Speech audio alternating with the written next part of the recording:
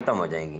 البتہ وہ کٹ حجت لوگ جنہوں نے اعتراض کرتے رہنے کی قسم کھا رکھی ہے، ان کی زبانیں کوئی نہیں روک سکتا، لیکن مسلمانوں کو ان سے خوف کھانے کی ضرورت نہیں ہے، انہیں اللہ کے سوا کسی سے ڈرنا نہیں چاہیے۔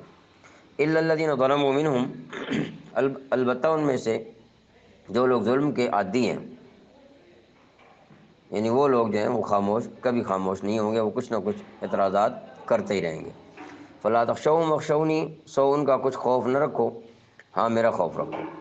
ولیتم نعمتی علیکم ولعلکم تہتدون، اور تاکہ میں تم پر اپنا انعام مکمل کر دوں، یعنی جس طرح میں نے تمہیں سب سے بہترین امت بنایا ہے، سب سے بہترین کتاب تمہیں دی ہے، اسی طرح قبلہ بھی تمہیں بہترین دے دوں، اور تم بڑے خوش قسمت لوگ ہو کہ تمہیں آخری نبی صلی اللہ علیہ وآلہ وسلم کا امتی ہونا نصیب ہوا ہے۔